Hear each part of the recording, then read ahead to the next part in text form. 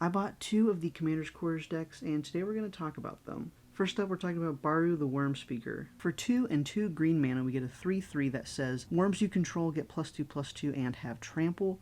We can also pay 7 and 1 green and tap Baru to create a 4/4 green worm creature token, and this ability costs X less, where X is the greatest power among worms you control, which the best part about this is that we end up making those 4/4s 6/6s with Baru's ability, so we can end up paying just 2 mana and tapping our commander to get a 4/4, potentially 6/6 with trample with our commander. Now, I'm not going to talk about every single card because the Commander's Quarters or Mitch already does that in his videos, but I just want to touch on the cards that make this deck work so well. We're going to need to be able to ramp in this deck, so of course we have cards like Rampant Growth, so we're able to pay 2 mana and we get a basic land onto our battlefield tapped. There's also Mitch's favorite, which is Wayfarer's Bauble. We pay 1 to cast it and then later pay 2 and tap it, sacrifice it to get a basic land onto our battlefield tapped. We also have Nissa's Renewal. We can pay 6 mana and get 3 basic lands on the battlefield tapped. There's Search for Tomorrow. We pay 3 mana to get a basic land on the battlefield tapped, or we can suspend it for 1 green mana, and 2 turns later we get this without paying that 3 mana. We just invested 1. And there's cards like Fertile Ground, where we're enchanting a land, and we get more mana out of it when it's tapped. Again, there's more ramp in this deck, but that's just a basic understanding. We have our usual ramp spells,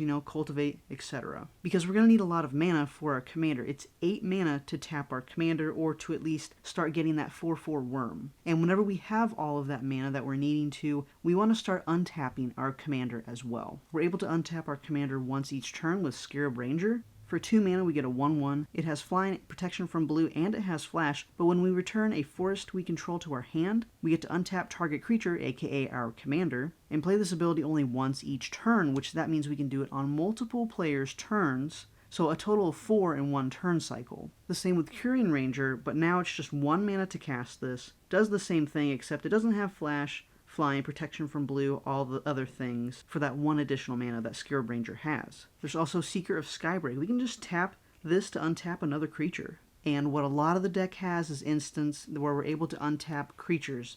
So for example, Emerald Charm for 1 green mana, it just says untap target permanent, and that's going to be great because we just invest 1 mana and we're able to pay 2 more, or even 1 mana that will show later, to start getting those 4/4 worms. There's also Stony Strength. We can put a +1/+1 counter on a creature, and we get to untap a creature, which is the most important part, just for 1 green mana.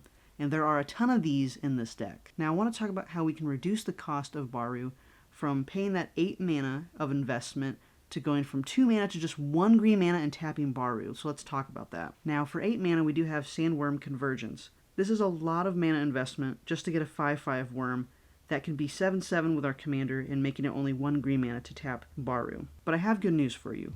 Not just that card, but we have Gaia's Anthem. This gives our creatures +1/+1, so we don't have to pay that 8 mana, but we do need that 4/4 worm to make it a 5/5, the +2/+3 from Baru, in order to pay just that 1 green mana to tap it to keep getting those 4/4 worms.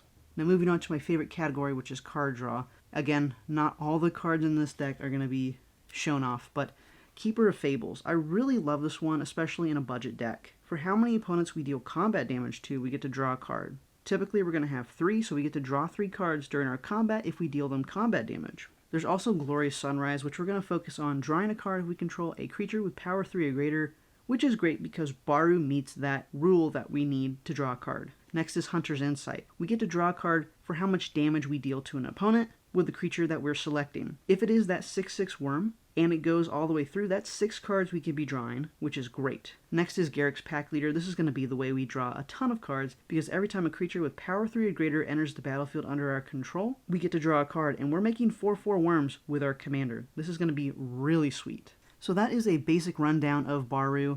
Again, if you want a more in-depth video, the Commander's Quarters or Mitch is going to have that all covered, but that was just a basic run-through of this deck, and it is super sweet. This video is sponsored by Haven Games. They buy and sell Magic the Gathering, Pokemon, Flesh and Blood, Yu-Gi-Oh, and more. They have a variety of events for each of the games at any given time throughout the week. Most of all, this local game store is a place where you and your friends can find a place of your own. Your haven. Be sure to check them out on Facebook, Discord, or at havengames.com. Now back to the video. So for X, a black and a green, we have a horror with power and toughness ***. Whenever we cast this spell, we're going to reveal cards from the top of our library until we reveal X creature cards. Put all creature cards revealed this way into your graveyard, and then the rest on the bottom of your library in a random order. Old Stickfingers' power and toughness are equal to the number of creature cards in your graveyard. So initially I didn't think much of this card, but as a commander, this is amazing, and let me tell you why.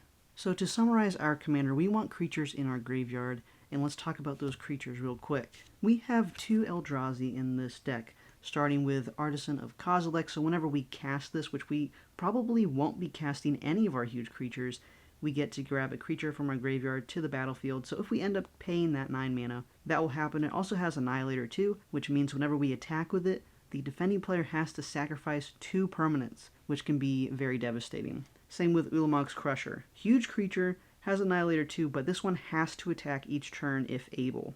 Next I want to talk about Lorcan Warlock Collector. So this is a 6/6 flyer. Whenever a creature card is put into an opponent's graveyard from anywhere, you may pay life equal to its mana cost. If you do, put it onto the battlefield under your control. It's a warlock in addition to its other types. If a warlock you control would die, we get to exile it instead. This is a crazy card, especially for this deck. We can start stealing our opponent's creatures, and if they die, they're exiled, so they don't get them back, which is great.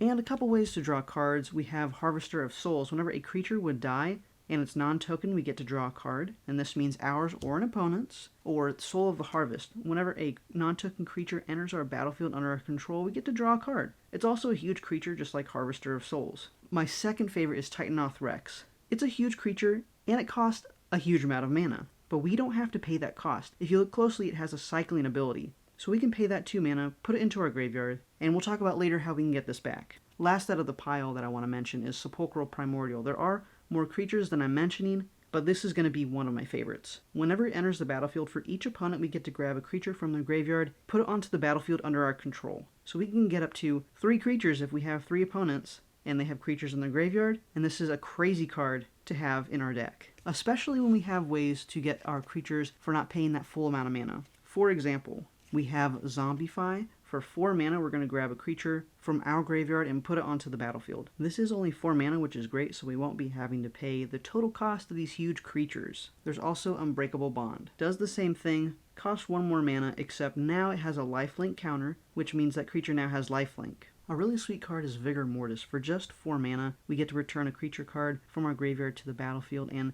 if we had green mana to spend on it, it enters with a +1/+1 counter, which is great. There's also Victimize, a very underrated card. We just sacrifice one of our creatures and we get 2 creatures from our graveyard back to the battlefield tapped.